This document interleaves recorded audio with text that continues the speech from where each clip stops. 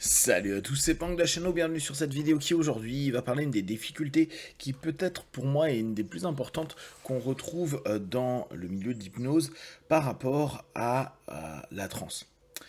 Beaucoup de personnes qui pratiquent l'hypnose ont une vision, une perception, une projection par rapport à la transe qui est assez en attente.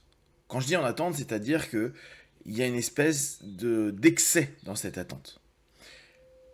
Parce que parfois on accompagne des personnes qui vont lâcher complètement prise, se laisser aller complètement à la suggestion, ou vivre des phénomènes hypnotiques intenses, en tout cas vu de l'extérieur, on va avoir parfois cette projection à se dire bah c'est ça qui est une transe, c'est ça que je veux vivre. Et dès lors, il y a énormément de praticiens, de personnes qui ont déjà vécu des séances d'hypnose, qui vont à un moment donné se dire non mais c'est pas ça l'hypnose. En tout cas, c'est pas ce que je vis actuellement qui représente l'hypnose. Donc, je n'arrive pas à partir, à être hypnotisé, à aller profondément, etc. Et c'est vrai que c'est un vrai problème parce que la transe, le vécu de la transe est quelque chose de subjectif. Quand on a aussi une démonstration où on fait de l'hypnose de rue, de l'hypnose de scène, un peu moins en cabinet, mais ça arrive aussi, des personnes qui par exemple vont s'écrouler ou vont complètement partir très profondément, ou en tout cas, en extérieur, on a cette impression-là. On est sur une double réalité. Factuellement, la personne suit les suggestions et se laisse aller à ces suggestions. Donc, il est proactif, ou elle est proactive, dans la réponse à la suggestion qui est proposée. Et donc, amplifie petit à petit la transe, cette communication entre le conscient et le subconscient en diminuant le facteur de jugement. Et plus il va aller dans cette diminution du facteur de jugement et laisser la suggestion devenir sa réalité, et c'est là où on demande toujours à un partenaire d'être proactif. Et pour la scène, par exemple, on a tous les pré-tests avant qui nous permettent de voir les personnes qui vont être les plus proactives, qui deviendront des personnes réactives. Et on va avoir une personne qui peut-être va énormément se détendre, ou vivre pleinement une session, on va dire, avec des alus. Mais quand on va leur en parler, quand on débrief, on va dire oui, mais moi j'ai suivi ce que tu m'as dit. En externe, et d'ailleurs c'est ce que font et avec quoi jouent beaucoup de personnes en hypnose de rue ou en hypnose de scène, on a l'impression de se dire waouh, c'est fou. Alors qu'en interne, on se dit juste bah je suis ce qui m'est proposé, et en plus je suis plutôt bien. C'est ça qui est important. Il peut y avoir de très bonnes émotions, du rire, du fun, du mouvement, du divertissement. Il y a plein de choses qui vont venir. Dès lors, bah, c'est assez ok de suivre tout ça. Seulement, pour, par exemple, un hypnotiste qui voit la personne en face sembler vivre des trucs incroyables, il y a un espèce de mismatch quand lui ou elle va simplement vivre quelque chose de pas fou. En tout cas, il n'y a pas une grosse détente. Il n'y a pas forcément des énormes émotions fun qui ressortent. Il n'y a pas la sensation d'être complètement détendu ou de complètement lâché. Alors là encore, il y a des personnalités qui lâchent plus, spontanément, d'autres qui contrôlent plus. Ça n'empêche en rien la profondeur de transe, et ça n'empêche en rien l'efficacité de l'hypnose. C'est juste le vécu subjectif, donc de chaque personne, qui est différent. Et parfois l'observation qui nous fait penser à quelque chose. Néanmoins, la seule manière de jauger une transe, c'est le phénomène hypnotique.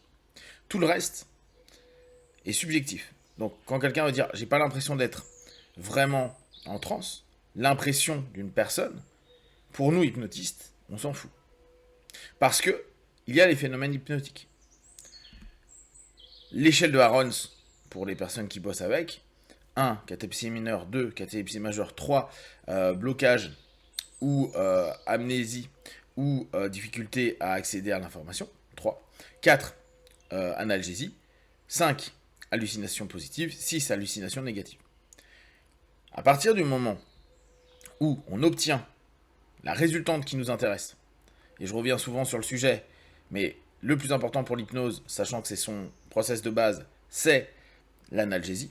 À partir du moment où on a une analgésie, donc pour les Hellmaniens, c'est le moment où on rentre en somnambulique, tant qu'on a ça, on a la preuve formelle que la personne est en transe, et que dans cette transe, elle suit correctement les suggestions. C'est quand même l'objectif de la transe, en tout cas dans la transe hypnotique, notre idée c'est ça, c'est qu'il puisse se focaliser, sélectionner les informations qu'il faut, pour, à un moment donné, aller dans davantage de suggestibilité, c'est-à-dire une réponse à l'idée, le concept qu'on vient de proposer, et le faire vivre à l'intérieur de soi.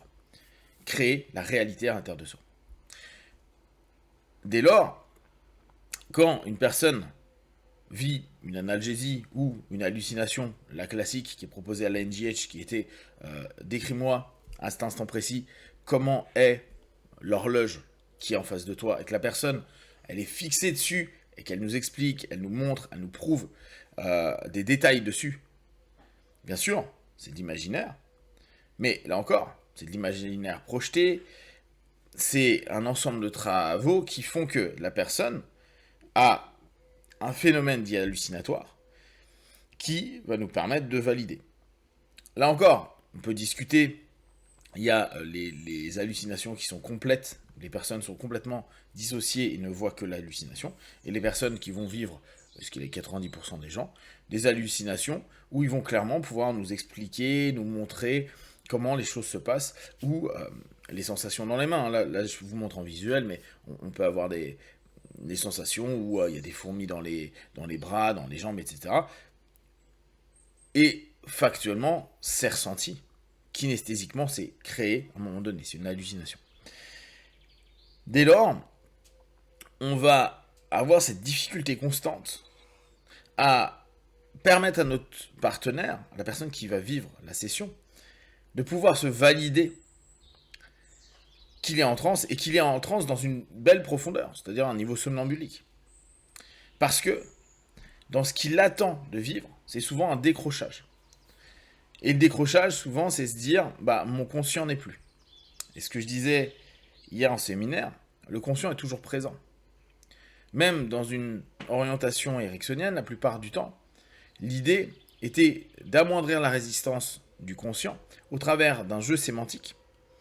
Pour les PNListes, c'est le Milton Model. Donc il y a un ensemble de jeux qui se fait à ce moment-là, par le mot, par le verbe, pour que le conscient ne parvienne pas à prendre conscience de ce qui est dit, mais qui comprend logique analyse du conscient, les mots et la sémantique, sans comprendre les différents niveaux avec lesquels on tente d'orienter.